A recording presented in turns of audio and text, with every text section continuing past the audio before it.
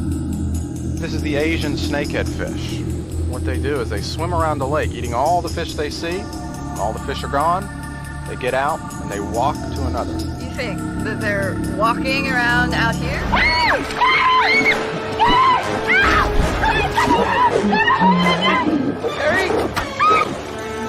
Harry! Get out! What happened? Remember, you see one of those things, shoot to kill.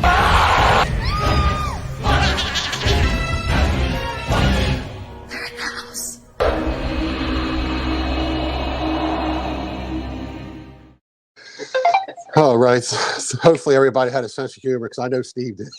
I did that just for Steve. Hey, what's going on, everybody? And welcome to the live stream. I got everybody ready to go. All right, so last week was kind of a thing for me, and this tells you the two different views of especially snakeheads. And they're caught. I mean, what the video, like. Get your small dogs and your children out of the yards, because a snakehead's going to come get you, right? All right, so my buddy of 20 years, my fishing partner, my buddy, he taught me how to hunt, or at least introduced me to hunting. He showed me I was a fair weather fisherman pretty much, and when winter came, I stopped fishing. I fished for bass. That was it. That's all I ever fished for. And he looked at me like I was nuts. He looked at me like I was an alien, because he said he couldn't believe that I was putting my fishing gear away. Well, the other day, he did a long rant, and I'm going to try to read this. Now, I said I'm from Dundalk, so it might not be the perfect thing. But he called me after this rant. I thought it was definitely towards me. Well, he pretty much called me a sellout for YouTube subscribers. Oh, hold on. Let me turn the comment. You can't see the comments? No. Oh, why am I tapping that? Hold on 1 second, guys. There's Cambo. That's private chat. Hello. All right, there's the chat. I don't know if they're coming in yet. I can't see who's on here. Just give me a second. I can't see the comments. Usually tells me how many people are in here. 11. Okay. All right. So for me, I'll put it to you straight up that there's nothing you can do about them. They're here. Right now, they're in every tributary, everywhere in here. Now, when I catch a snakehead, I will harvest every one. I won't put it back, and I hope you don't hold it against me, because if you want to put it back, it's up to you. I don't really care. But it's brought a lot of kids in. It's brought a lot of people into fishing. It's introduced people to fishing. It's got people that maybe hasn't fished in a long time back into fishing. It's helped economically. I think I was talking to John from Denton Rod and Tackle. He said that's about 35% of his business.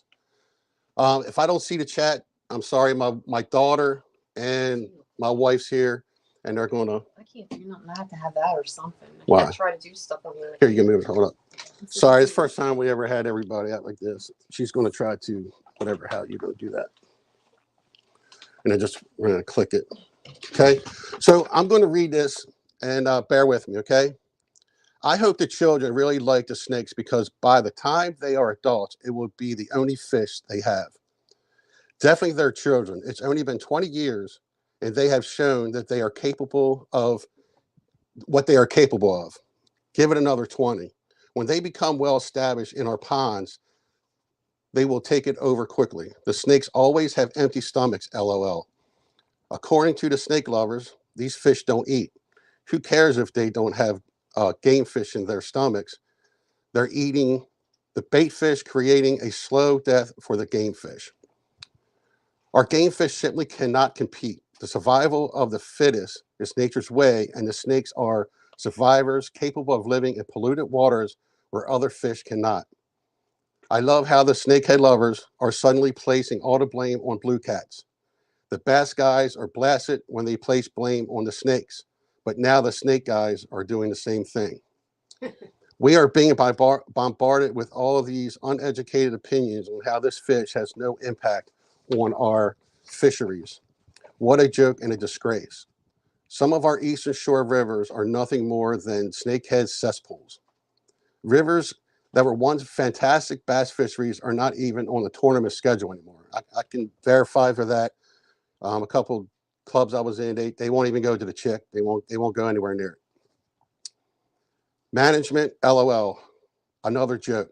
This fish has a price on its head, yet has done nothing but spread to the point that they're in every waterway in Maryland and overpopulated in most of them. The crayfish are absolutely gone. There are no juvenile bass in certain rivers. Blue cats are not inhabiting these zones. Now, I disagree with him on that because me and David, we were fishing in an area where there's plenty of bass. You know? What's that? My biggest question is the snakeheads are destroying so many species. Hold on. Give me that real quick. You can click on that. Click on it and it will show. So if you see something that's cool. It'll go right there. Yeah, what you do, you just click it. When you do this, if you go in, you see a comment you want me to see, just click on it and then it'll show at the bottom of the thing. All right, where was that? All right. The crayfish, I have tournament records going back 30 years that show the decline beginning in 2012, 2013. I've offered to share with several of our so-called snakehead experts who have no interest in the truth. The guys who actually have spent a lifetime fishing these waters know the truth. The state is making money and will do nothing to fix it now. The state did 180 on the forced kill law when the numbers began to actually drop and people began to complain. They would rather make $1 than actually manage a fishery. The snakes and the snakehead lovers have won, but you shouldn't be proud of it. The guys should also pick up your trash. Dorchester County looks like a city dump. The parking lot has trash laying everywhere. I guess that shouldn't come as a surprise, though. They are in favor of trashing our waterways from a management standpoint and apparently a literal standpoint. If you have to keep defending the most destructive threat to our fishery since the introduction of the carp, that should tell you. Woo!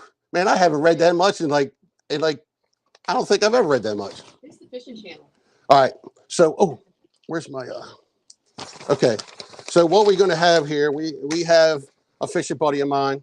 I've been out with Dave and I've been out with Cam. I'm going to bring them up and let me see if I can do this correctly. What's that? Bass population has risen in the Potomac River since northern snakeheads. I've seen a guy fish there and catch 2 snakeheads and 3 bass from the same dock. All right. No.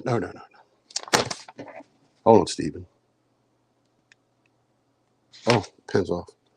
All right. Stephen Cambora's KAMBOTROUT is probably most well known from his YouTube channel and mainly targeting snakeheads here in Maryland. He has done series on snakeheads. He will show you and teach you any kind of tricks, anything you need to know on snakeheads, but don't think he is a one-trick pony. He is definitely a multi-species angler, from trout to catfish to even smallmouth. You name it, the man is going out and catching it. He is part of another group and another YouTube channel called the Legion of Anglers. The Legion of Anglers lately has done some pretty cool stuff, going out to a lot of sites on the lakes that we fish and done a lot of cleanup, and I mean a lot of cleanup.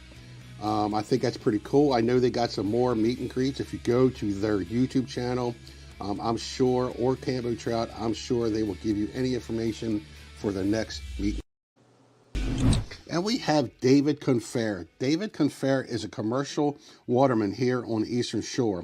Summertime, he is out and doing blue crabbing, and in the wintertime, he is a full-time blue cat fisherman. He does rod and reel commercial fishing. And David also has a YouTube channel called Baby Corn Official. I don't know where the hell that name came from, but that is it. David also is a multi-species fisherman, from bass to pickerel to bluegill to blue cats and snakeheads. It's pretty awesome to let's see these two guys and let's get to talking. All right, let's bring David and Cambo up. What's up, fellas? How you doing? So, what did you think about my buddy's little tirade there? I love him, man. He's my buddy. He's showed me so much about fishing, and he's really taught me a lot. And like I said, he introduced me to hunting, was something that, growing up in the city where I grew up, I never hunted. I never did that. To think I would sit in a tree for hours freezing my ass off for that is pretty weird. So what'd you take from that, Steve? So here's where I land on it. I think a lot of folks out there, if they don't listen to me closely, they probably think that I think snakehead have no impact anywhere ever. And that's not my position. My position is that snakehead will have varying degrees of impact based on the characteristics of that waterway. When you have an environment like Blackwater that is almost uniformly shallow, muddy substrate, no real established heavy predator population, once those snakehead make it into that environment, they can proliferate because there's nothing to keep them in check. And it's like an optimal environment for them. Now you get into waters that have more deep water, different kinds of structure. I think that's where you're going to see less impact from snakehead. Now, with that being said, do I think snakehead are the antichrist? Do I think they're having just like decimating species out there? No, I don't. But his comment about the blue cats, to be honest, kind of puzzles me, because whereas the scientific literature on snakehead is still fairly young, and a lot of those studies down in Virginia in particular haven't really demonstrated the impact from the Potomac on further south, we have copious amounts of data that blue cats are having invasive impact. Like for decades, we've known that. Like there's places where they estimate the biomass of the river to be, upwards of 60 or 70% blue cat. Like if you watch my electrofishing video I did with the Virginia Department of Game and Inland Fisheries, it's insane how much blue cats proliferate. And whereas like your biggest snakehead might be like 10, 15, at most 20 pounds, that's an average size. That's an average size for a blue cat. You're talking 50, 60, 70 pounds or bigger. And then look at that's why I brought this guy here. This guy, that's what I'm saying. I mean, I'm not saying snakehead are not a threat. And I'm not saying that in the future more impact won't happen. But if I had to point to one that worries me the most, I would definitely point to blue cats. Like I think that's supported by the literature and just the logic of their size and their biomass. Well, see, that's why I brought Dave for two reasons. I was telling him earlier. One, because he's local. He's grew up and fished Blackwater all his life, and he was telling me out there what he's seen inside the bellies. I mean, 20 some inch rockfish in the belly of a blue cat, right? 23 inches. Yeah. Almost 5-pound rock in a 50 pound blue cat. And the crazy thing is, it didn't even have it finished eating. The tail was still hanging out of its mouth, and it still took a whole shad. Yeah. I mean, it's unbelievable what they will eat in one sitting, And I'm sorry, hold up one second. My daughter is on here. If anybody says anything stupid, you will be blocked. All right. We're just trying to have a conversation. Yeah. We're trying to be adults. We're just trying to, this is what the whole reason I brought this up. Okay. So what? So I can't really see the comments because I'm talking with you guys. So she's trying to bring them up. But what I could tell you, I'm real quick. I got 2 giveaways, and here's one. That's one package. And I'm going to introduce each one. The guys have been freaking awesome. This will be the second one. The second one will actually have the T-shirt. That's an extra large. And the first one. So let me get through the sponsor, everybody that's given us before we really get into talking, because I got a special guest. He's one of the bait companies. I was so impressed with this young man. I was just so impressed that I wanted him to come up and talk with us real quick about his company. He started a bait company. He actually gave us some. But let me go through real quick. Couple little things here. All right, this is going to be 2. I'm sorry, I had to make real small clips because my iPad wouldn't hold them all. Well, this is Denton Rod and Tackle, and we want to thank John very much for donating a couple lures to the live stream. Denton Rod and Tackle is located right here in Denton, Maryland, right on the corner of Business 404 and 328. And he has everything you need for your snakehead fishing, for your largemouth bass fishing. And that's your freshwater fishing with a lot of local bait companies and your national brand companies. He has everything for saltwater fishing. He has everything for your pan fishing, all your small pan fishing. He has your bloodworms, night crawlers, your minnows, rods, reel, your crabbing supplies, your crabbing baits. So we just want to thank John for taking the time and donating to the live stream. We really appreciate it. That's awesome. All right, let me go through these other ones real quick. All right, the first one, and let me tell you what, Fitz, if you're there, this is Fitz seasoning. So this is Tomahawk Jim seasoning. My wife has put it on everything. He donated a bottle of his seasoning for the giveaway. I mean, my wife really has stuck. She goes, she didn't want to give the other bottle away.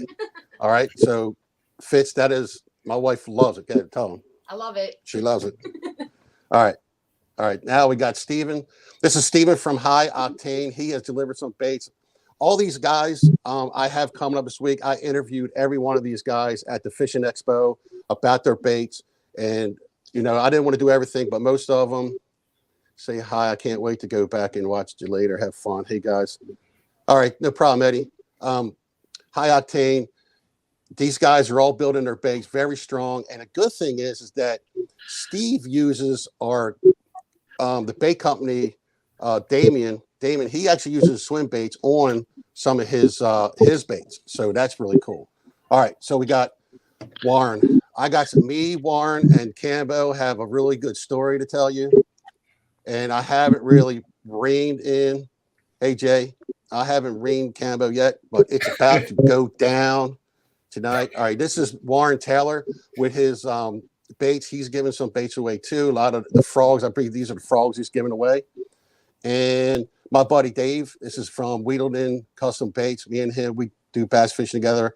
We won a tournament. We were in a 16-foot john boat with a 25 horsepower, and we beat about 10 other boats with all bass boats with 150, 200 horsepower. It took us 45 minutes from Broad Creek to get to Sharptown, but we whooped their butts that day. That's good. All right. Stuff. Now we didn't get a bait from him because Sam was just kind of completely blew his mind. But this is Brian from Old School Tackle Company. He really has a really, really awesome selection, and I really wish I could have got some for you. But all these guys will have interviews, so you can go and check their baits out. Please go check these guys' baits out, because a lot of them, they're not all just for snakeheads. This is for all your fishing around. I mean, Brian here has all your stuff for like rock fishing. He has the eels that we were looking at. I think that was awesome. And my buddy here, Tommy and John from Amped Up Outdoors.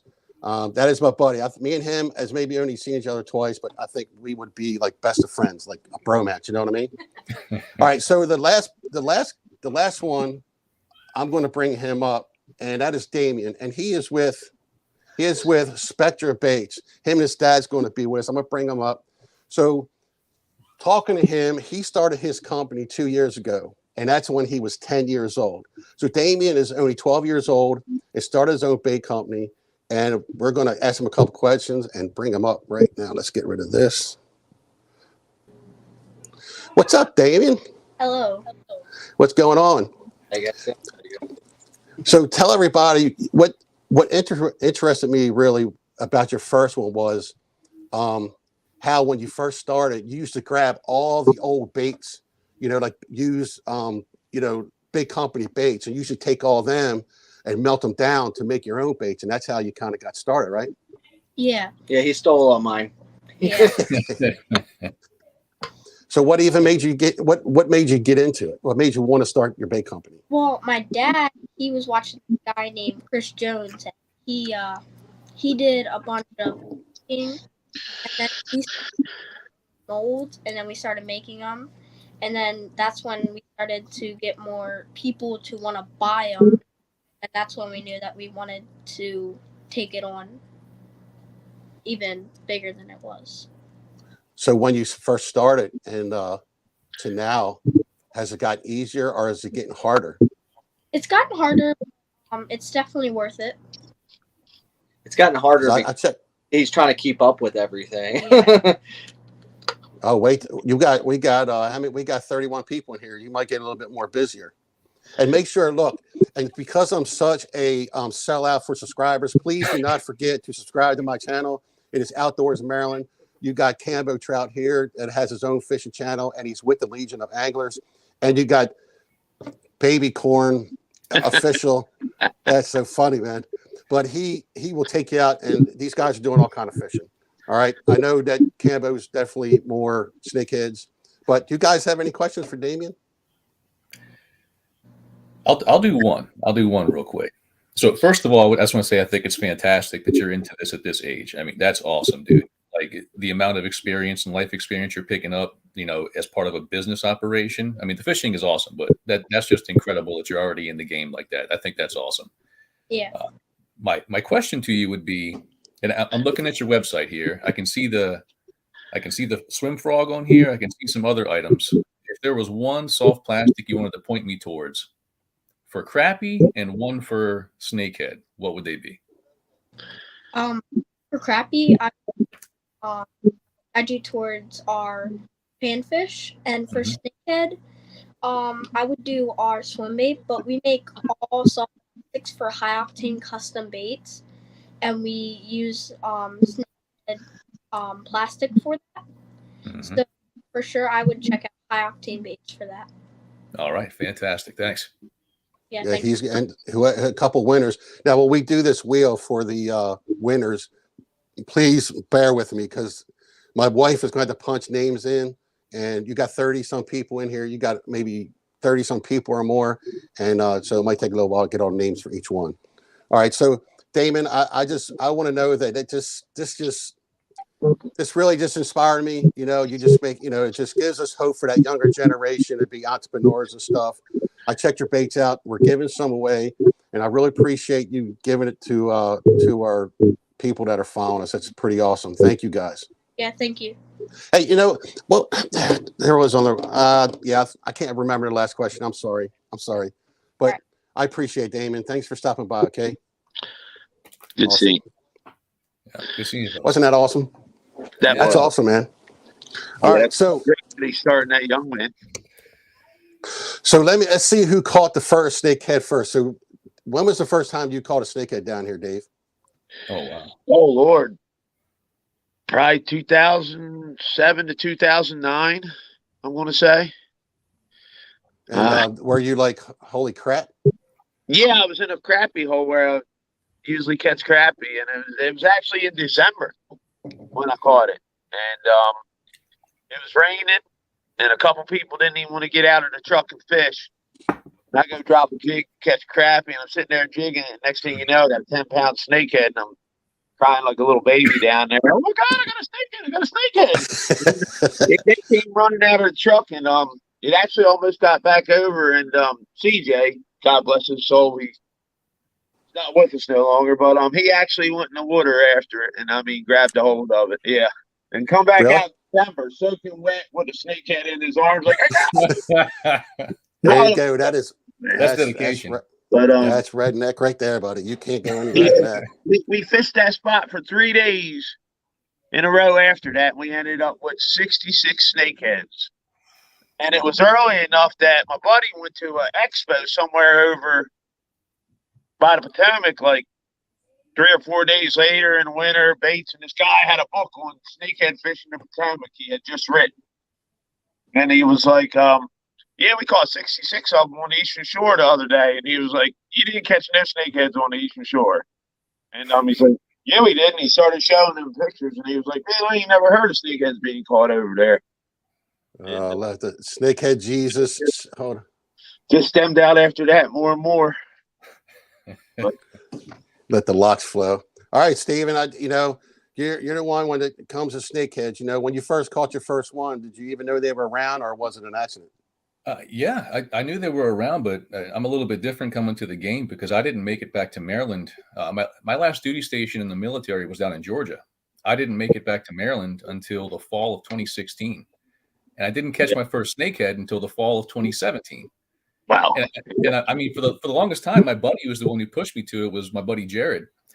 And he's like, we got to go for snakehead. I'm like, all right, man, I guess, because like I'm a creature of habit. Like I catch my crappie. I love my crappie. I catch my smallmouth. I love my smallmouth. And when I love something I do, I keep doing it. It's hard to get me to do new stuff. But once I got my first snakehead, you know, that kind of flipped the whole order of my my priorities for fishing. So that was the fall of 2017 for me. It was pretty recent. Hey, Dominique, is that what it is, Dominique Becker? Yep. Blue cats will eat. I mean, they will eat crawl. They will eat everything pretty much eat everything. Anything. I don't think I've seen anything they won't eat. No, And blue cats are actually omnivorous. You know, like their diet, they eat plants, they eat mussels, they eat clams, they eat crabs, they eat crayfish, they eat fish, they eat ducks, they eat squirrels, muskrats, tigers, poodles. Hey, man, I'm telling you, we were sitting right there. We were on the bridge. I think it was the Transquaking, and me and a guy were sitting next to each other, and I was just fishing from shore. I had my boat, but I was fishing from shore, and me and him watched the snakehead literally jump out of the water at a bird that was sitting on his limb. I mean, was just literally jumped out of water and tried to grab this bird off the limb. Now, I read a little bit of this. I don't want to do too. I mean, I want to stay on snakeheads. I know a lot of people in here are snakeheads, but blue cats are just as. I mean, they're just as. I ain't heard nothing on the biomass of snakeheads in the Chesapeake Bay yet, but I have heard numbers on the biomass of blue cats, and they're 8 times more than any other fish in the Chesapeake Bay. So, I mean, that just makes a statement there. And I mean, blue cats, they'll traverse almost all depths of water. Like, oh yeah. Because I mean, guys bow fish blue cats. Like, I didn't know blue cats went that shallow until I saw the guys bow fishing blue cats. So yeah, I mean, I've seen the deck full of them. You'll catch them. You'll catch blue cats trolling for rockfish. You know, like they're pretty much throughout the water column. Well, you know, I think I was having a discussion with John from there. He was saying the same thing. At first, he was like, I think he said he didn't really care as long as they keep them under control when it comes to snakeheads and blue cats. And you know, that's why I think, because I am one of the bass fishermen, that when we go down on a chick, that one time we caught one snakehead during a tournament. And if you have 7 or 8 boats down there, you can average about 10 pounds, you know, throughout the boats. You know, so, you know, not everybody's getting 10 pounds, but you can average about 10 pounds with all the boats. And then we caught one snakehead, and then we went down again, and, you know, it's more. And then the one time we caught like 15 snakeheads in the one tournament, and them guys don't want to go back down there anymore. But because of, I mean, you go down there, Dave, you could tell me, I mean, you go down there on a Saturday afternoon and you could almost be the only person down there in the river, you know? And then the one weekend I counted 30 some cars down there. And I think because there was enough people between the bow fishermen and enough people actually harvesting them, that actually kind of help the rest of the population. For me, that's what I think. I think it's Joe Love from the DNR said it the best. He said they're impossible to control, but the only way we can control them is with people fishing for them. So, right. I mean, it's a lot of people, and if everybody takes 1 or 2, you know, it definitely will control the population. I'd say it'll keep them in check in areas that people can fish. That's where I think you get to areas that are unfishable. Yeah, you might have an explosion here or there. You know, I have seen the numbers seem to decrease a little in the areas that are heavily fished. So I mean, it definitely it's helped. You know. Yeah, I even read a study. I read a study from DNR the other day. Ain't that amazing? I just read this, and it was a 2019. It was it was a 2019 from DNR. I read a little bit. I didn't go through the whole thing, but it was saying a decline like black crappie, white perch and stuff around the Blackwater area. And you know, I'm sitting here. Like I said, I'm going to catch them. I'm going to go for them. I mean, I kind of don't, you know. I'm still in, but I mean, I don't like them. I'm kind of like my buddy, you know. Like I said, I'm going to harvest everyone. I don't care how big, how small it is. It's going to, you know, I'm going to bring it home. But the bow fishermen, you know, as we talk about them, I mean, they're really helping control the population. Yeah, they definitely are putting. But there's areas of the Blackwater and all that. Very once in a while you can bow fish it. I know people that do, but It's not like the Potomac or other places where the water's crystal clear and you can really put a havoc on them. You know, the Blackwater, it's got its name, Blackwater. Yeah, it's that tannic water makes it a little more difficult down there. Like you said, I know some guys who do it, but it's definitely more difficult down there. Yeah. So now Blue Cats. I know since you're the commercial one, I know you know a lot about it, you know, because you catch them. But Steve, you actually did a series. Not only did you just do a series, which I think you need to update the series on the snakeheads because it's been about maybe 3-4 years. Yeah, I need to get back in the game and hit up some fisheries biologists. I actually sat down with the authors of the Blackwater study, and the video is just crap because of our location that we filmed it in. The camera was right above a vent, so the audio is trash. But I sat down with them, and I think if people want to get my take on, like snakehead and the Blackwater study, I do think it's likely that if any place are snakehead having impact, Blackwater would be that place for the reasons I stated at the beginning. Just because you don't have a lot of large established predatory fish historically in Blackwater. It's been more of a nursery ground. And it's almost uniformly shallow, and it's a muddy bottom, and you have reeds and vegetation, so I guess that's just, a point I'll put out there is that given the right variables in the environment, I do think snakehead can have, an impact on the other fisheries out there. So now with the Blue Cat study, that's when I interviewed, that was Aaron Bunch, who's a fisheries biologist with the Virginia Department of Game and Inland Fisheries. And Virginia has probably the largest collection of scientific data and studies on blue cats. So if you want to learn more about them in terms of their diets, how they were introduced, why they were introduced, different control mechanisms that they're looking at, that's one thing you can look at. We went through all of it, kind of the same way we did with snakehead. How about that question right there, Steve?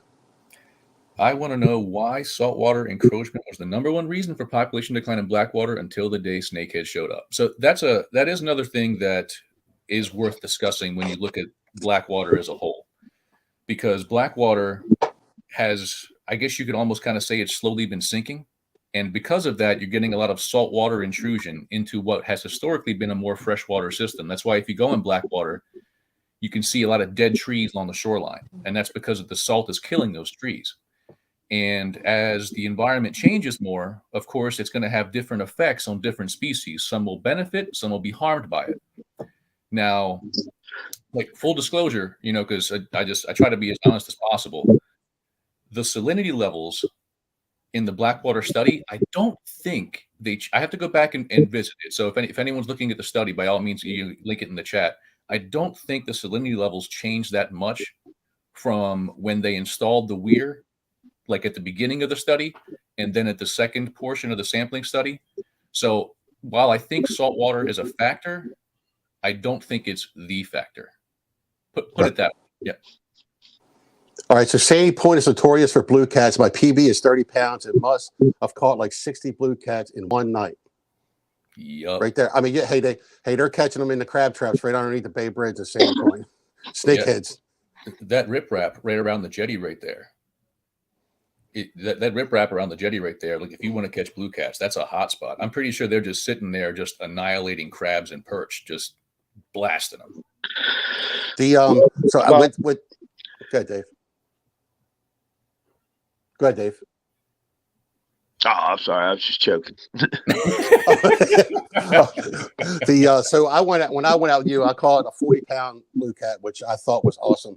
For you to take the time to take me out, I think that was awesome. I must have did something wrong. I haven't did something wrong because you haven't taken me back out since. No, nothing wrong. Nothing wrong. No, it's unbelievable how much the phone will ring. I know. But yeah, hopefully we'll get back out soon. I've been doing this, doing that. I ain't even done a whole lot of blue cat fishing. A lot of them actually moved downriver. The tides have been so low in the last month that it's unbelievable where they go. I mean, I've seen blue cats travel 26 miles of river overnight. I mean, from one end to the other. It's amazing. We caught one. I lost one that was at the mouth of the river last year. Broke the line. 5 days later, I caught it 15 miles upriver with my hook still in its mouth. So, yeah. And do you do that every day? Are you out there every day, or as much as you can get out there? Every day possible. Yeah. I mean, weather permitting. The older you get, the more the weather sucks. Oh, dude, you have to, man. How old are you, Dave? If you don't mind me asking. I'll be 49 this April. I'm 55, boy. My knees are like, 5 years it's unbelievable. out there at 20 degrees when it's snowing. If it snows tomorrow and blows, I'm probably going to sit at home. Well, it was, I was on the Choptank River with a bass tournament on Sunday. And it was actually turned out to be a really nice day. Didn't catch a fish. It was, like you said, the tide was going out, and it was already so low. I mean, it was so low. And so it's 30 some degrees. I just posted a video on it, and I'm sitting here and I'm fishing docks. And out of nowhere, I hear a guy come up there and say, hey, how you doing? I'm like, I'm doing good, man. How you doing? He goes, hey, I know it's cold out of here. I brought you a cup of coffee. He brought me a hot cup of coffee to the end of his pier. No way. Wow. Is that, and I didn't even catch a fish. So that right there, I've been talking about that for 3 days. That's a kind soul. Yeah, that'll make a day on a cold day. Yeah, I was by myself, and that was really, the Susquehanna is getting giant blue cats, especially with all the food coming off the flats. Yep. We have seen. Look at me read, man. Ain't that awesome? I'm reading like I know what I'm doing. Breaking 40 pounds over the last few years. Won't surprise me if this year they are getting over 60 pounds. Now I got a 20 pounder out of there, and I had a really light rod with braid on it. And I mean, my rod was, but a 20 pounder. Yeah, we sat on this little pylon right underneath the train bridge. And we were catching smallmouth, we were catching white perch, we were catching crappie, we were catching blue cats, we were catching channel cats. I mean, just sitting in one spot, just throwing some live bait over there. Hold on one second. Damien, you guys don't have to sit there. I see you guys sitting there. You guys don't have to sit there. We already watched you. You can just watch the rest of the show. I'm sorry, I see them backstage, and I'm going like, oh, they're still sitting there backstage. But you guys should go and watch the rest of it on YouTube. The Fort Washington Blues are huge. Because everybody says you're not catching the real big fish unless you're on Potomac, but I don't know, man. I've seen Dave catch some big blue cats. Yeah, there's some big ones out there, and I tell you, they don't get big by getting caught every day. I mean, I'm not saying you can't catch the same one twice. That's what I'm not saying. But I mean, look, I've seen still. That's why they're 85-pound ones. Yeah. Well, that's why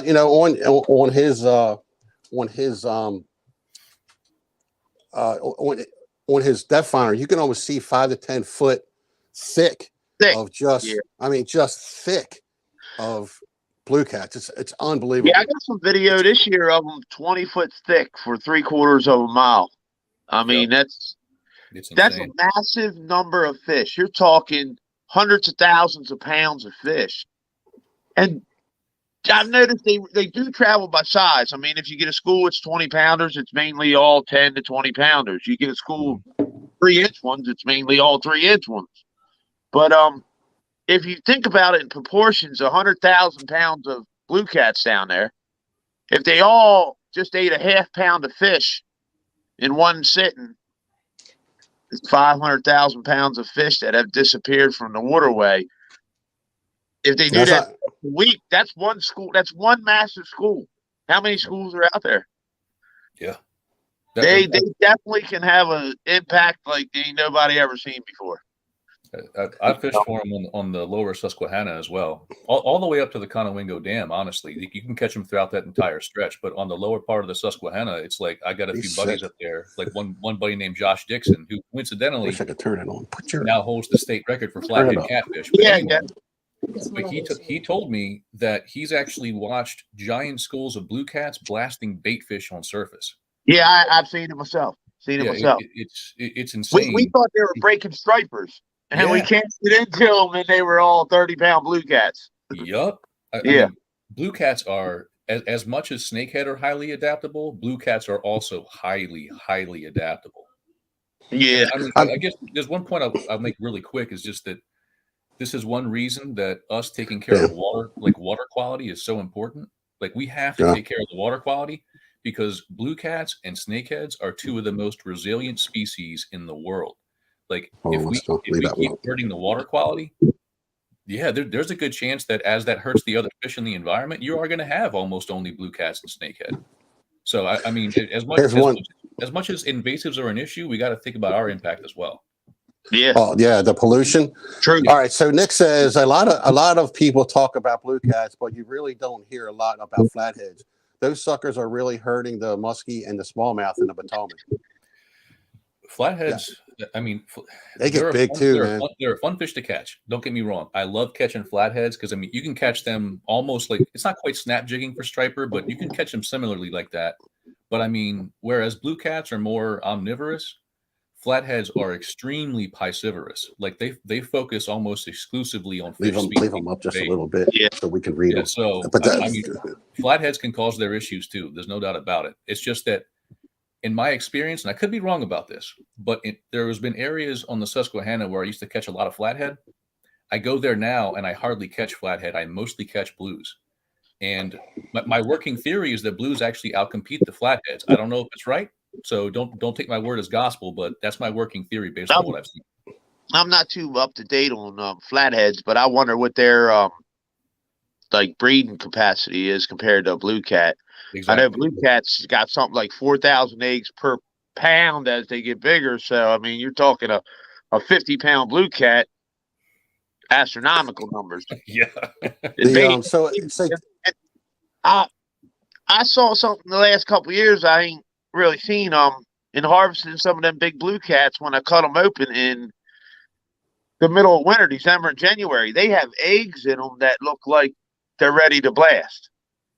Really? And I said something to a couple of the biologists about it, and they were like, they've never seen that. And I'm like, I don't know if these things are breeding 2 or 3 times a year. I know you say they breed when it gets 70 degrees, they den up and all that, but I got ones in the middle of the winter that got not yet. Like they're going to lay any minute. That's wild. Tell them, Dave. You know the reason you got to do rod and reel, and explain to them why you can't lay nets down there where you fish.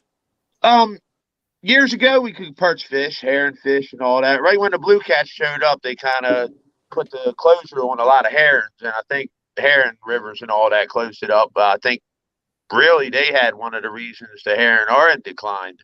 But you can't even fish your nets in the rivers the blue cats are in because one net is $700 to $800 to have made. One go around with a school of blue cats, and you don't have a net left. And you don't have no kids left trying to pick them out of the net. Yep. And are they talking? Make sure, hey everybody, if you're there, make sure you hit the like button. Look, we got to do the YouTube thing. YouTube, hit the like button. Hey, look, I got my daughter has put. I'm there, man. Hey, man, we are selling out some YouTube tonight. All right, so you got Baby Corn, right? Baby Corn official. You got KAMBOTROUT Fishing, Legion of Anglers, and I Am Outdoors Maryland. Hey, if you want to check our channels out, please go check it out and subscribe. I think we all got some half decent content for you. Check. I do blue crabbing, fishing, recipes. You know what I just showed you? Let me show you a really cool thing. I'm getting ready to finish up. I just showed you how to make beer from home. How to make your own beer. I'm not drinking that one right now, but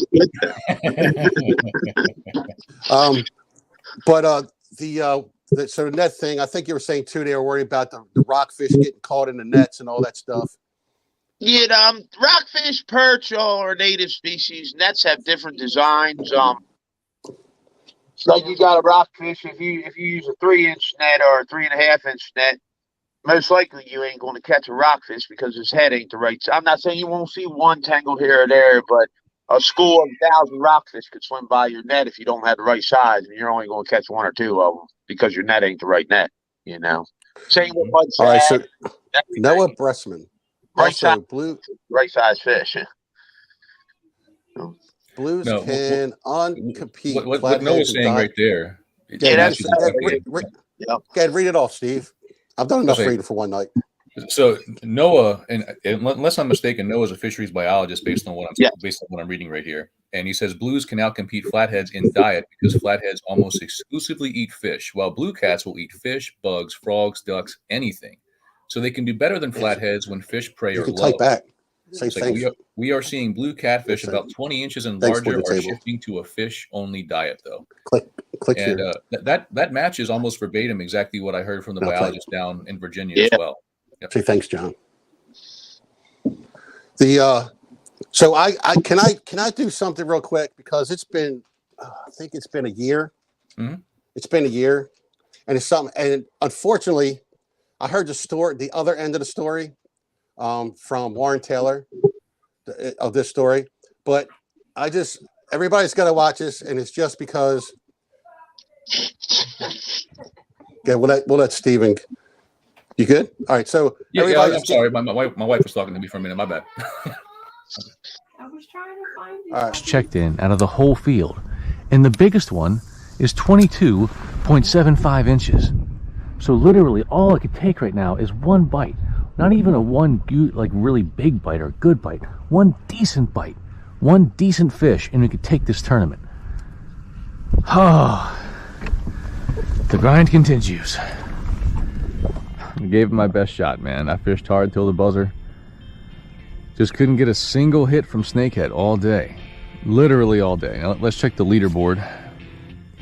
And let's see who's got it. I think it's Warren Taylor last I checked. Oh, Sam Tudor. No, I can't believe Sam won it at the last minute. Oh, I'm never going to hear the end of this. I am never going to hear the end of this. Congrats, Sam. Congrats, man. I haven't rubbed that in yet. I watched that video and I played it twice. I was like, I beat Snakehead Jesus out there the other day. Yep, sure did. Hey, I would tell you what. So being Warren Taylor, he actually explained to me what happened to him on that day. Mm-hmm. So as I won and got, it was 20 minutes left. So let me real quick, just want to explain my day. So I work every Saturday. I live on the Eastern Shore. So this tournament was on the Western Shore. All right. Mm-hmm. So I took the day off. So as I'm dropping my truck off for the guy to fill in for me, about 4 o'clock, he calls up and says he can't work for me. So now I almost didn't come to the tournament, but I figured if I do the right things, I can at least get there and do a little fishing. So my area is in Georgetown, Delaware, is where I was working. I rushed. I got home. I think I left between 8 and 8:30 here from Denton, Maryland. Drove over to where my spot was, and I think I got over there around 10:30, and we fished. And the tide was so far out. I'm sorry. The tide was so far out that day that the best thing to happen at that time is that the tide was starting to switch and come in around that time. With 20 minutes left, hold on. That guy showed up. Mm-hmm. And that was the winning fish for that day. But unfortunately, I was talking with Taylor because he was giving us some things, and he said with 20 minutes left, he had a 30-inch snakehead on his board and trying to take a picture. And when he took the picture, the fish flipped off and went in the water. That's two tales of two stories, isn't it? I felt so bad. I was feeling like, oh, all right, bring me down, buddy. Just bring me down. Because that was a pretty good payday that day. I won't even lie. Yeah. That was winner take all. My buddy flipped out, man, when he wanted to bring my lure out. So I grabbed, the tide was so far out and where we were fishing at, there was so much grass. I mean, the grass was so thick there. I mean, really, it was unbelievable how thick the grass was. And right at the end, about 45 minutes left in the tournament, maybe an hour, 50 minutes left, we're starting to see activity. My buddy was throwing a horny toad frog, and he was getting short strikes. So I went and got the oldest bait in my thing. It's an old rat. It had rusty hooks and everything. I literally had to sharpen the hooks, in there. And so I caught him with that rat, and that was actually that was really fun. That was fun at that. That's cool. That's really cool. Sorry to bring that up to you, Steve. We'll play that clip. We'll play that clip one more time before we end the show. You earned that. All right, so I did a couple things. I tell you what. So what I'm going to do real quick, because a lot of people's come in, and I know a lot of people work. I'm going to try to give away one. Can you guys be patient? My wife is going to type the names in. So please be very nice to her. And if you live out of the country for whatever reason, don't even go there. We're not going to be able to send them. All right. So I need this real quick. But when it comes to snakeheads and my buddy, you know, I mean, he really has an absolute hatred for this fish. I cannot even tell you. So I'm not going to share this. How can I, I'm going to have you, how can I do both screens? Technical difficulties.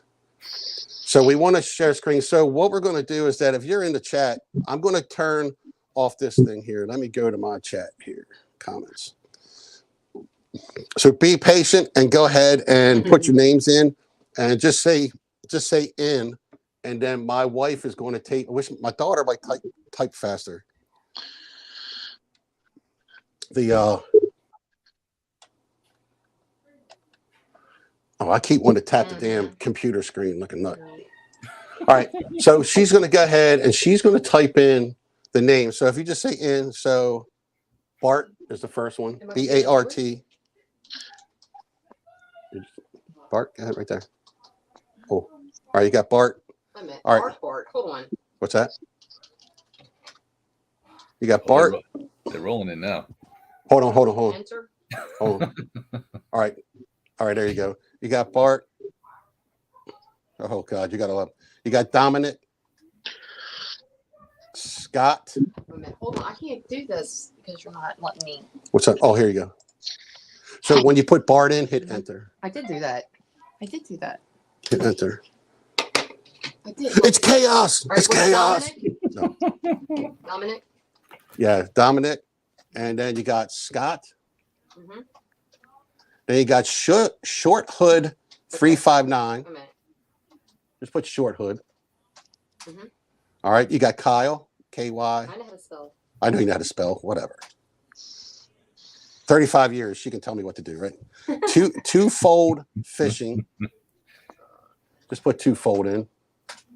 All right, you got Stephen H. Senior. Just say Stephen Senior. Austin Bennett. I'm in. Austin. I don't think we got two of the same names. Jason. Jason? Jason. Okay. Bob.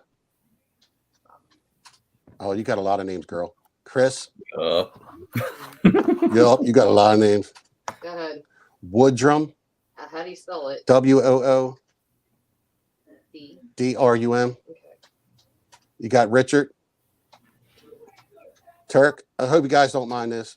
Turk. We want to give a cool giveaway to somebody. Do we got another? Oh, you got a Scott Tewey. Tewey. How you spell it? T what? Tewey. W-E-Y? Yeah, there you go. EY. All right, you got Hook Set. You can do your Hook Set. Then you can do Woods to Table. You can do John. Just say John. John. Yeah, W. Woods to Table. There you go. My buddy John. All right, I think Jason Kurtz. Have you already said that? Now my daughter's telling you how slow you are. Jason Kurtz. Jason Kurtz. I just thought you just. All right, you got Justin. Wait a minute, hold on. Justin? Yep, Justin. Yeah. Noah. Wait a minute. Yeah. And Jay Nova. Okay. All right, and then Todd, you didn't say I'm in, but I'm thinking and put Todd in there. All right, add segment. All right, so deal with me 1 second, gentlemen.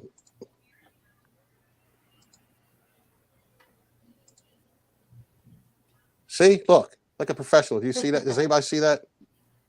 Nope, I don't see it. Hold on. Uh-oh. Did you get rid of it? Sure. Hold on. There it is. Can anyone see it? I got to share. Have you done this, Campbell? Are you laughing at me because you've done this before? Oh no! I'm reading through comments up here from from Bart and a few others. How come? Oh, okay. All right. You see it? How come it's not sharing on my screen? Ask if anyone can see it. I'm in Donna. Hey, put in Donna. Oh, hold on. Put in Donna. Oh my God, we could go forever. I think that's it. Donna. Okay. Now I practiced this earlier. Somebody called you a pro. I'm not a pro. Oh, it worked earlier. Because it worked earlier, besides it's not going to work now. Exactly. All right, so you share your screen, right? Share your screen. Where's your daughter? Right. But it's not showing up there. Why isn't it showing up? All right, look, guys, I'm going to, I don't know how else to do this, but I'm going to spin the wheel. I hope you guys trust me. For some reason, it's not sharing. Did you guys see that at all? The wheel? Sam, you looking shifty over there, man. I don't know. Whatever.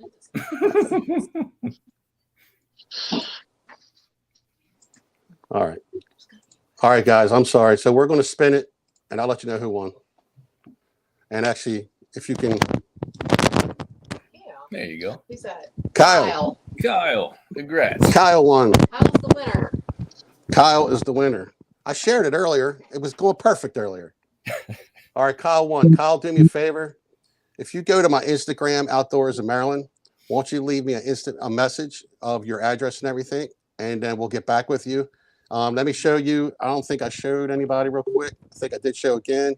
There's one right there that has. I think they all equally got like 13 things. A lot of frogs, a lot of different stuff. Sorry. Turk said Sam's gonna win his own prize. All right. Hey, it's rigged. Cut it out. Yeah, Cut it out. see, Man. I knew they were gonna Cut say it out. something. So and here will be the other giveaway again. It's another one with a lot of high octane and everything.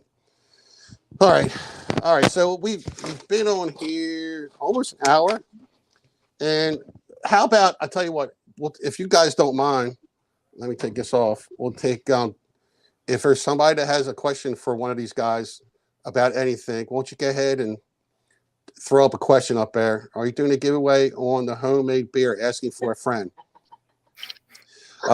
You can try one. And I'll tell you what, the best thing is that I got a YouTube channel and it shows you just how to make it. You can make your own. I made a coconut porter. It was all dark. It tastes like coconut. It was actually turned out pretty darn good. Are you giving away Cambos? I got to braid it up right now. I got to come here prepared next time, man. But hey, you know what? Hair care routine. There you go. If you were able to use one lure for snakeheads from now on, what are you choosing? That's a tough one because it really depends on the environment. But I mean, like my survival lure is going to be a MEPS because I can pretty much catch almost any fish I want to, including snakehead, almost year round on a MEPS, unless it's just too grassy or something. I mean, right. if it's going to be too grassy, maybe like a weedless swim bait or something like that. But I mean, topwater is the most fun, but you really got to work it slowly to get topwater hits in December. That's the only reason I shy away from topwater. What do you think, Dave? Man, you've been chasing them even longer than me. Man, you know me, I'm a bait boy, but yeah, I forgot to tell people I would have to say a swim bait. I can bring a swim bait across the water top fast for top water, or I can let it sink down to the bottom and drag it real slow. Yep. What are them? The storm swim baits? Yep. I have smoked them on the storm swim baits. Oh yeah. I mean, now, let's not forget something. David is part of the bait boys, and now I wouldn't be running around his house at midnight to go get any kind of stuff because he lives on the Eastern Shore. But 24/7. What's that? I said 24/7. If you want to get so if you help yourself. So if you want to go down to Blackwater or anywhere down there and you need bait, you contact David Confair on Facebook, and 24 hours you go in there and it's all about honesty. You go in, he expects you to go in, grab what you're supposed to grab, and leave your money there. He don't babysit or anything. You just go in and get it. But I don't know, 1 o'clock in the morning, stomping around out somebody's house is not good. Maybe after 3 a.m. Yeah, usually about after 3 a.m. you're good to go. I'm usually Well, I'll up. tell you what, if I had one bait to use for snakeheads, I'd probably just use a bobber minnow. Yeah. Yeah. Bobber, I mean, double, and 2 minnows work better than one. Oh, I'm sorry, sweetie. I'm sorry. I've even done But crap the other day with 2 minnows. It was amazing me. They were out catching 1 minnow by 10-1. Really? Yeah, 2 minnows. Man, It's crazy. How do you specifically target suspended blue cats in deeper water? Oh, that is a tough one.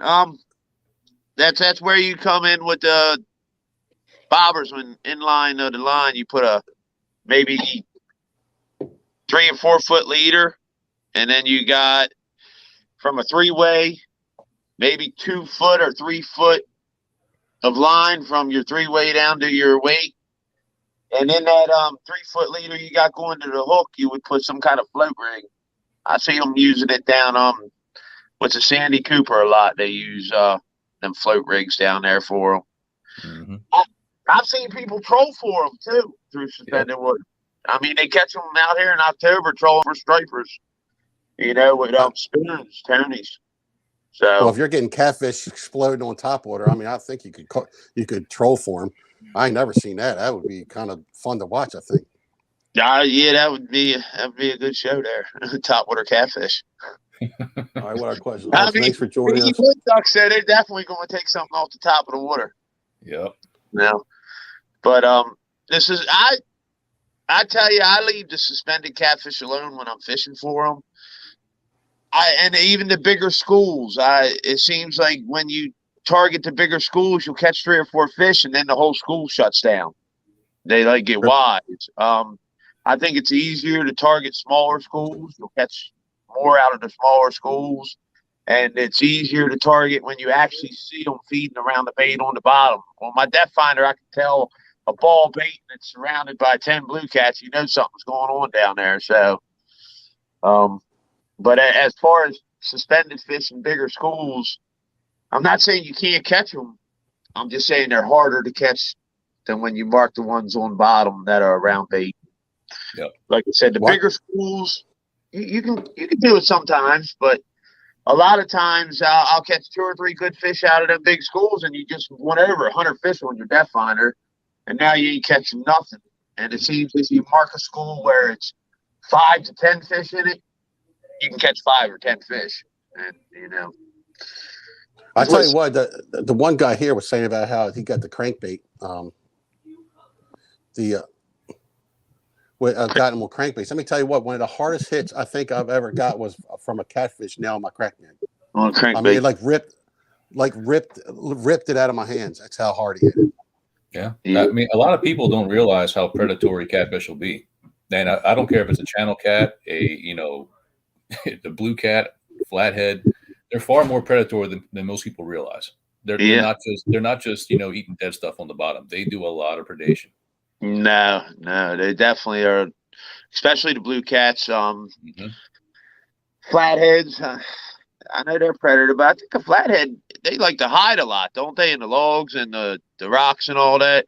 Oh, yeah. Where I know the blue cats, they tend to school up and really move around the different areas. Yep. They ain't never in the same place twice. No, it's like what you said. They've done telemetry studies on blue cats, which is where, how far to go. Yeah, exactly. They'll tag them and then track them, and they travel miles upon miles upon miles. Those things really cover some water. Yeah, it amazes me. It really does. We found a whole adult wood duck that was. We found a whole adult wood duck that was eaten live in a 47-pound blue cat. If you Google, you can find that picture if you Google it. It's out there on the internet. I looked it up the other day.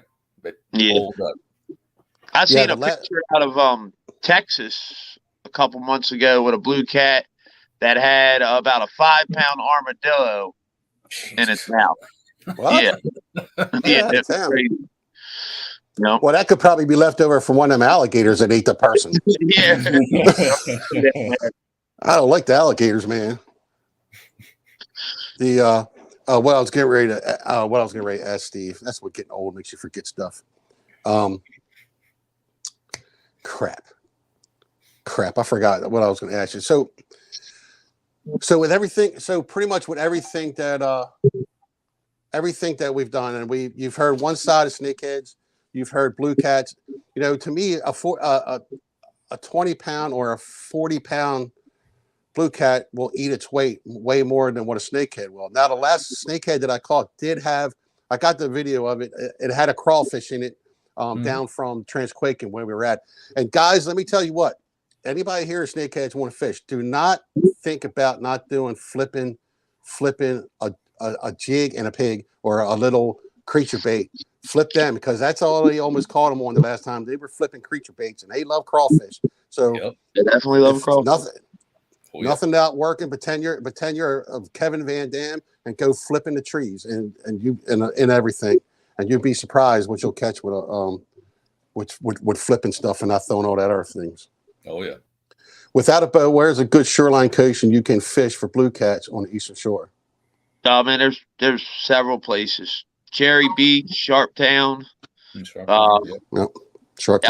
Nanacoke.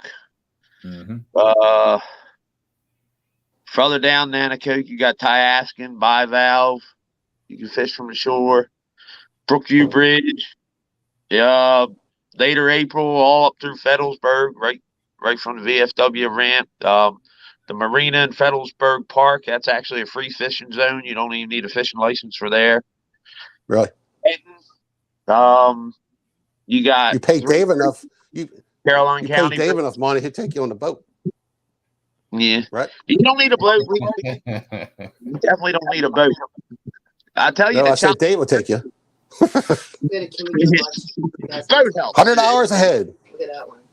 But we've done good off the Chop Tank River fishing pier too, 331 Caroline County.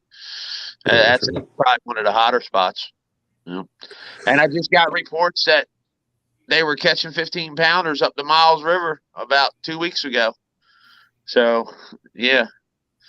Man, I'm trying to think of anybody else, but I could tell you, man, you know, he asked us to do a live stream once a month. We could do it. I don't know if I could take a snakeheads. Summer's coming. I think I'll have enough snakeheads coming out my ears. Yeah. Well, let me tell you what, you know, with Steven, these guys are going to be in Dover. What's the date you guys are going to be in Dover? Oh, for the cleanup? Yeah. Yeah, our next cleanup is going to be March 19th at Silver Lake in Delaware. If you need the address, check us out on Legion of Anglers on Facebook on the events page. We have that cleanup, and then we have one in the beginning of Virginia. And someone else earlier asked if it's still going to be on April 3rd for the one down in Virginia. And I think it's actually going to change perhaps to April 2nd, but keep an eye on the event on Facebook. That's the official place we'll put out those dates. But when it comes to those meetup cleanups, now that it's warming up, what we'll do is we'll do a cleanup in the morning, you know, take care of the area. And then after that, hanging out and fish, you know, maybe do a cookout, stuff like that. So, you know, as much as we love fishing, you get out to those areas and you see that trash laying around. And that's horrible. It's horrible, you know, because like the escape into nature is just huge for me. You know, to get away from civilization and immerse myself in nature, the trash just throws off the whole vibe, man. So it really does. Whatever we can do to take care of the waterways, man, that's what we're in for it. Absolutely. So check out the Legion on Facebook for those cleanup events. Definitely. Yeah, they've been doing. They've been to up around Bush River. I seen both of them, and I mean, you guys, the amount of trash you guys have collected is unbelievable. It's awesome. It's awesome. I mean, honestly, much credit to everyone who's come out, because if you haven't seen it, it'll really surprise you how much we can accomplish together. You know, in all seriousness, when you have that many hands all out there working for the same goal, like that cleanup at the Bush River, we filled probably close to 30 construction trash bags and had a bunch of trash besides that, like tires and other stuff that we found. And we did that in the span of maybe 2 hours, 2.5 hours. Wow. You know, it didn't take that much time at all, you know. So, I mean, much credit to everybody who's been coming out, man. It's really appreciated. in Austin. So I tell you what, before it gets too late, how about we do one more? How about I got my wife? She's ready. She's ready with her fingers. Hold on for a second. How come I can't? Oh. How do I clear it? Oh no! Reset wheel. How about we do this real quick?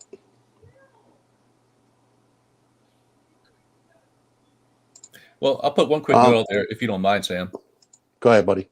No, I was just going to say, like, probably surprise y'all to hear me say this, at least on the snakehead side. But if you haven't been paying attention, the striper stock has not been doing that well, according to the most recent reports, right? So blue cats and snakehead are two really good eating fish.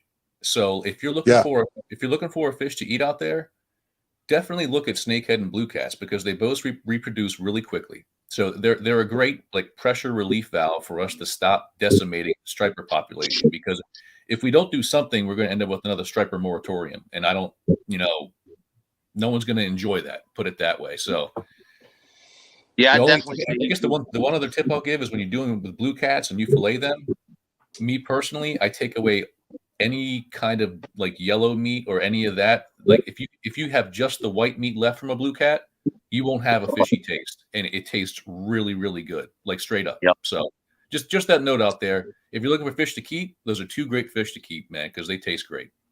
Yes. So Noah Bressman said, I'm in the Sustainability Council for the City of Salisbury. If you send me the info for the cleanups, I can send the details around to the city. We also do cleanups a few times a year on the Wycomico River and can give details for those interested. God, listen to me read. Man, ain't that awesome? I had 2 beers. I'm sorry. I'm making a note here, Noah, so I don't forget. Hey, Noah, could you I'm trying to think of how best to get in contact with you. Hey, Sam, it's a messenger. Yeah. Is that your name on Facebook? Just Noah Bressman? Because if it is, I can just hit you up on there. So, but yeah, thanks very much. And thanks for the cleanups y'all do down there because, it's really needed. It really is. Definitely. The last time me and Brandon, the Baltimore, let me say something. There's 3 guys that actually got me into YouTube. And I want to start this before I brought this up here. There was 3 guys. I watched them. They were all local. The number 1 guy was Tommy Robinson from Amped Up Outdoors. Me and him, and not only was it deficient that he likes the same music that I like listening to, so that caught me, And we got Brandon, the Baltimore angler. He was the other one, and then it was Steve. And watching these 3 guys, I finally said, "Hey, you know what? I think I'm gonna try this YouTube thing." And these guys are the 3 main reasons. And I've got to fish with Steven a number of times, and I've only known David very shortly. I bugged him enough that he finally took me fishing. But Steven, we've actually had long drives where we actually talked, and he's the same way. He's pretty down to earth. I don't think he blows smoke up your butt. He's not, and he's not. I think the only difference is that I think that if he could talk his wife and be able to have a snakehead snuggle in between the bed with him, they probably could do that. But I don't know if Adrian's going for that. If it wasn't illegal, I would have a tank in my house with snakehead in it. I promise. There's no doubt about it. I used to have snakehead growing up when they did sell them and they were legal. Yeah, they were, but yeah. All right, guys. Before you go, won't you everybody say? Oh, you got 51 people in here now. Oh my God. 17. All right, get ready. All right, so we're going to give one more giveaway away right now. We've been an hour in, and look, 3 people left. You left. I just got to give a giveaway. Just say you're in, and please give my wife a couple minutes to write down the names. Hey. Type down the names. Be nice. Hey. At least I didn't get smacked in the back of the head. Right. Just say, all you got to do is just say I'm in, and I'll make sure you're from the United States. All right. You got Short Hood. Yep. You got Woods to Table. That's John. I'm My buddy John from North Carolina. Mm-hmm. We're going to do a collab. So, and when my buddy talks about YouTubers, every YouTuber that I've met, and I've met Steve, we met Josh, he's got over 3 million subscribers, and we fished with him. And they were 3 wild, but they were pretty cool guys. They weren't like cocky or anything like that. I got a friend from Mississippi that we're going to do a collab, and I think I'm gonna try it with Woods at Table with my buddy John. You got Bart Shutwood. I'm going to catch snakeheads, and my buddy Russ, he has like 250,000 subscribers. He is from Smoky Ribs Barbecue. I've been a subscriber of his for so many years, and he's got so many good recipes. But I'm going to catch a snakehead, and I'm sending it to Mississippi for him to try it. And I think I'm going to do the same thing with John for Woods at Table. If you like hunting, all the stuff that we're doing, if you like hunting, if you like fishing, he takes the kids. His daughter, his daughter's had a picture. I think what the hell did she catch? They were hunting, so they were out hunting. But they go out and do all kind of blue crab, and that's how I did it. We did a collab together. It's Woods at Table. They are really, really good people. A good family-oriented YouTube channel, and it's all the fishing, hunting recipes. Show you how to make stuff. They do boar hunting and all that stuff down there, so it's kind of cool. So check them out. John's been really cool to me. Jason, you got that one, honey? Hookset TV. He ain't getting it. We're rigging it. Adam. Adam. No, hold on. Adam what? Carrigan. K. C-A-R-I-G. Thanks for holding on, guys. I know this is Okay, go ahead. all right. Scott Tui. Or a minute. Tui. A minute. Hold on. What's the last name? Tui. T-E-W-E-Y. You did this the last time, woman. I'll just put that. Okay. All right. Gripping and Ripping. Are you going to be in it? Gripping and Ripping Fishing. Are you going to try to get one of these? All right. Daniel Pritchard. Scott Walker. Scott Walker. I think. J. Mike. Hold on. Who else? She's got to practice. I'm sorry. She didn't practice typing this week. I was just in here goofing around on my stuff. Who else? After Scott Walker. J. Mike. J-A-Y? J. Mike. All right. Sorry. M-I-K-E? M-I-K. Mike. Yeah. J. Mike. You got Jonathan. A minute. Still in. Jonathan? Mm-hmm. A minute. I hope I get everybody. Uh-huh. Danny. I think we got Dominic. Look at her laughing. But you guys can. I mean, if there are any questions, I'm sorry. Mike, is that one name? What's that? J. Mike is one name? J. Mike. Yeah, whatever you just said. Yeah, J. Mike was one name. Okay. Then I got Jonathan. Yeah. Danny. Uh-huh. We got Grippin. GNRF. I already got them. Okay. GNRF. Then you got Dominic Becker. You got him in there. Well, hold up. Dominic. Hold on. They're laughing at me. Sit back, relax, man. You know what I do? Drink a beer like I am. It's my Friday night. See, it's my Friday night. I don't work tomorrow. That's good stuff, All right. man. You got to go fishing tomorrow then. Fishy Angler said, "What's up, Sam?" Fishy Angler. Oh man, where's he at? I'm not gonna say nothing. But my buddy, I fish with a lot. All right. So you got Turk. Yeah. All right. You got Noah. I don't think so. Oh, we got some in there. You got Noah. No, I don't think so. I'm Yeah, not sure, girl. though. You I can't tell because I can't bring it down. Jake Kubia. Yeah, C. Yeah, Jake C. Yeah. All right. Justin Sellers. Hold on. And let me go to the comment. Justin Sellers. You got Bob. Bob what? Robinson. Mm-hmm. Please don't read all 51 names. I'm so sorry, Dominic. But she needs to hear it. She can't see it. Yeah. I got this. If I had the screen up, she could read it. Yeah. Todd. Oh, I got my mic on. Hold on. Todd. Mark. Oh, stop it. Oh my God, you got a lot of names in here. Do we got Bob Robinson in there already? I think so. See, I can't tell. Yeah, Bob Barr. Yeah, we got him. All right, Bob R. All right, Steve Weisner. Steve. Yeah, Weisner. Can you see that? Look, she's typing away. Yeah. Steve Weisner. Put me out of there. Okay. We're gonna be here tomorrow.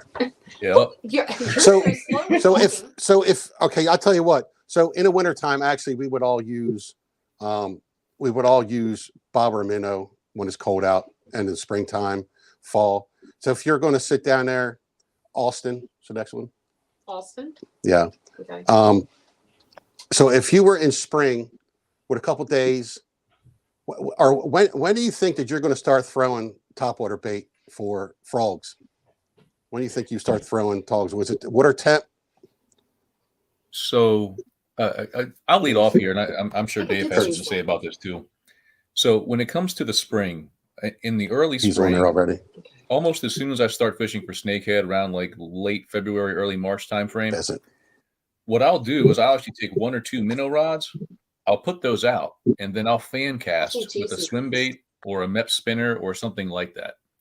But if you ask me when I'm going to throw topwater, I mean, I will still throw topwater in March. If you work it slowly, you can still get them on top. But like the really hot topwater bite, I usually see come on probably around mid-April, because like that's when you get into the pre-spawn period for snakehead. And if you're looking for one of those 20, 30, 40, 50 fish days, your best shot at that, in my experience, is the pre-spawn period. I mean, they school up, and I mean, if you find where they're staging, you can just absolutely destroy them. You know, it's insane how many you can catch. Yeah, definitely. The fish angler, what's up outdoors? Hey, what's up, Yuri?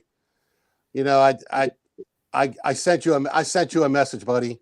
I hope you know what I'm talking about. I don't know if you really want me to bring that here, but just the only thing I'm gonna say is that's my buddy Yuri.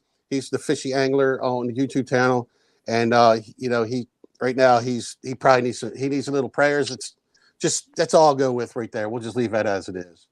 All right, any of you fish for snakes near Baltimore want some good bank areas to try? Around Baltimore. So I'll start off by saying that snakehead are in the Patapsco. Okay. So there are some bank areas along the Patapsco River, especially as you go, I guess that would be to the west of Baltimore up into the Patapsco. There are some boat ramps around there. There's some shoreline fishing areas around there. Like you have Bell Grove, a few other areas around there. And snakehead are in those waters. There's another boat ramp on the opposite side. I can't remember the name, but they're in everybody. Like I've actually considered doing like kind of an urban snakehead fishing video. I haven't got around to it yet, but they're absolutely in there. I think they've actually caught them in the Inner Harbor as well, which wouldn't surprise me at all. All right, I don't know. Okay, so this is what we're going to do real quick. I think I got everybody. If I didn't get anybody, I am so sorry. But I'm going to turn this around so you can see. Can everybody see that? Yep. Everybody's see. All right.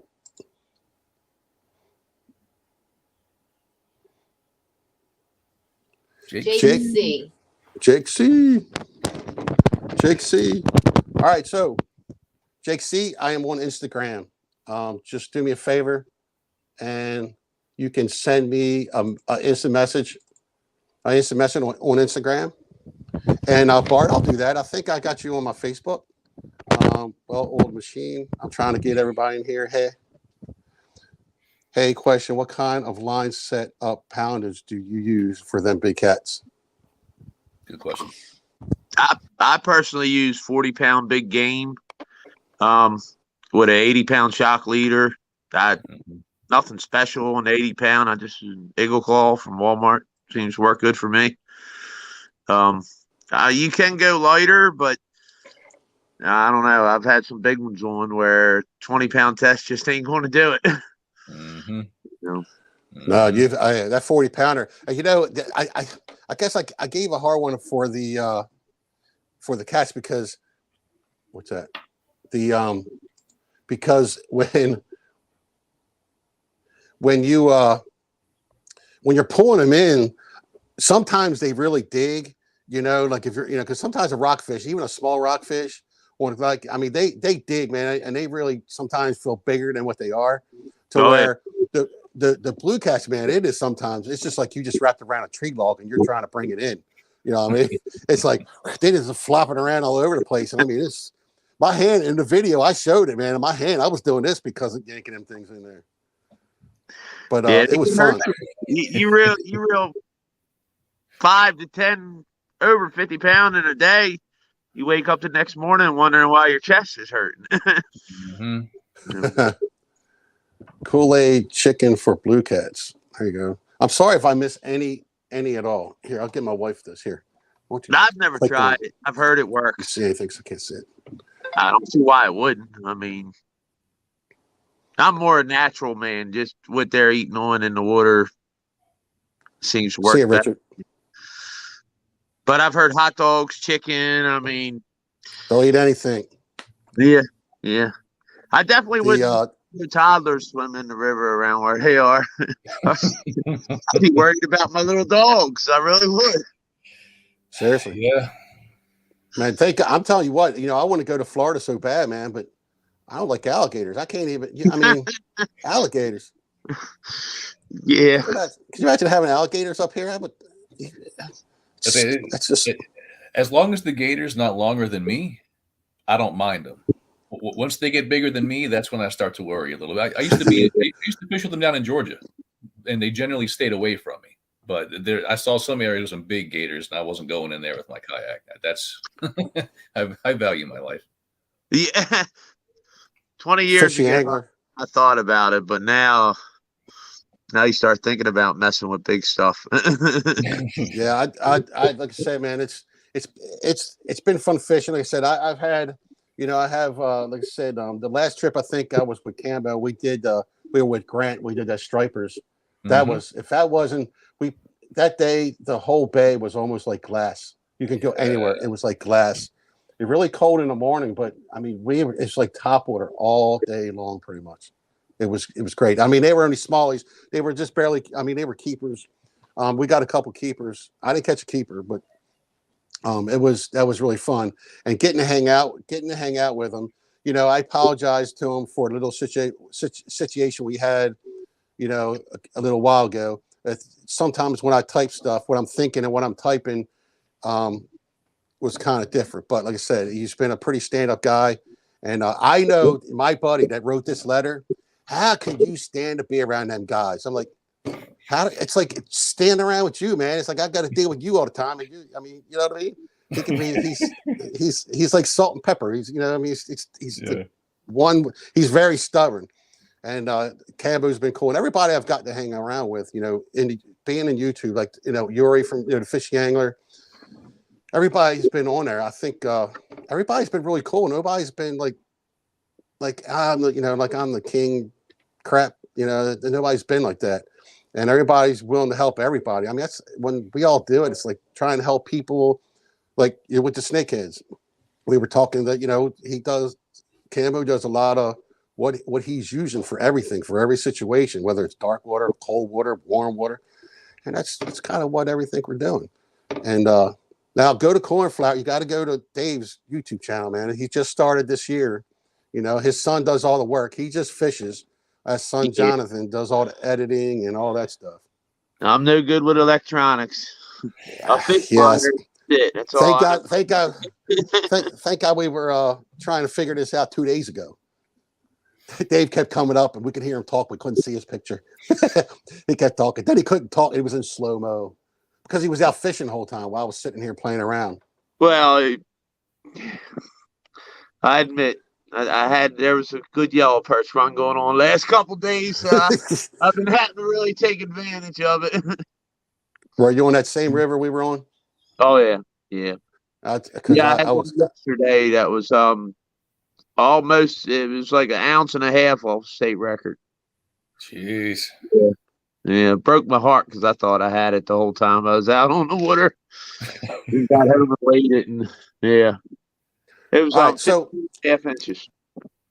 One of the biggest I've seen in a long time. What was that?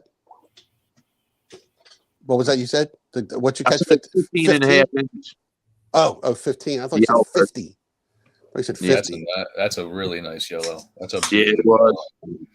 Hey, Frank Bucklow. Okay, so I tell you what. It's been an hour and a half. I think we talked. I think everybody's been civil. There ain't nobody been on here that I can tell that's been, really a butthead, and everybody's been cool.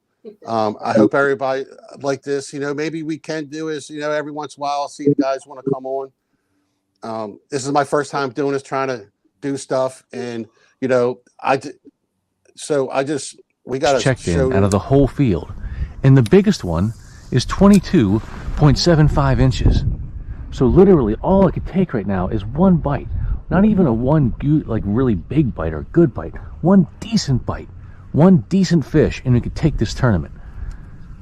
Oh, The grind continues. I gave it my best shot, man. I fished hard till the buzzer. Just couldn't get a single hit from snakehead all day. Literally all day. Now, let's check the leaderboard. And let's see who's got it. I think it's Warren Taylor last I checked. Oh, Sam Tudor. No, I can't believe Sam won it at the last minute. All right, that's enough torture for you, buddy. Hey, look, and I just want you, and there's this one other video I put up here, and it's just real quick. So for a 50-some-year-old man, I was a bass fisherman, like I told you. And this right here was one of my, this is still, even though I didn't look really good jumping up and down, but this is how excited when you catch almost a 6-pounder. Oh my God.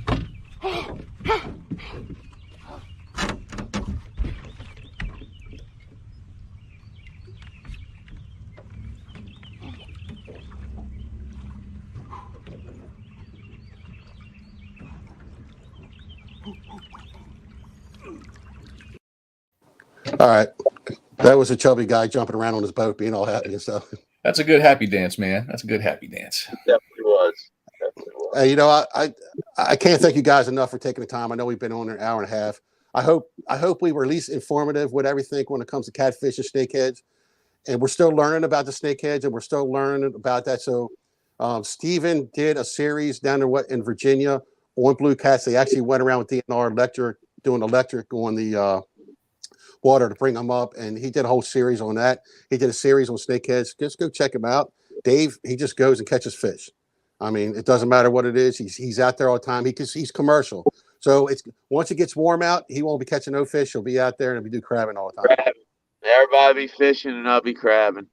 Hey, Look, Dave. So excited. Dave, I heard a rumor that you caught a 7.5 and an 8-pound bass out of the was that the chick recently? Yeah. Just this week. That's some tanks right there, dude. I can't wait to see that video, man. I'm gonna keep an eye out for it. Yeah, they're coming soon. They're in the process. Good deal. That's my next tournament. My next tournament's on the chick. We got a bass tournament down there. And I'm going to be looking for that 6-pounder you caught down there. They won't let me use live minnows. They won't let me use live minnows, though, I don't think. Well, the dead ones will work, too. You just knock them out before you put them on the hook.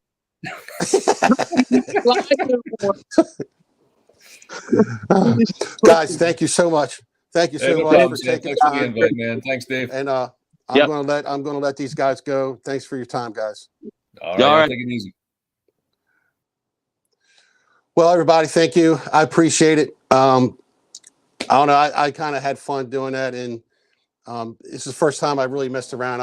I hope it was informational. I hope I kept you guys interested. And whoever won tonight, just make sure you go to Instagram and make sure you send me an instant message, and make sure you subscribe to all of our channels. We're out there trying to make good content, and I think everybody's done a little good thing. The wife, the Crab Queen Slayer over here, she can't wait for blue crabbing to start. And we're doing the last thing. So we just made some home brew beer. We got that coming up, and I have interviews with everybody that gave us lures today for the giveaway. I have an interview with all of them. Lenny Rudro, I actually from Fish Talk Magazine, I talked with him. I talked with Charter. Oh my God, I forgot his name. From the charters from Virginia, all the Chesapeake Bay, from Maryland and Bay. So that's kind of cool. I appreciate everybody stopping by and taking the time and sitting around. This has been pretty fun. Okay. So we're going to go ahead and end it. And thank you. I'll put a message out if I do another live stream.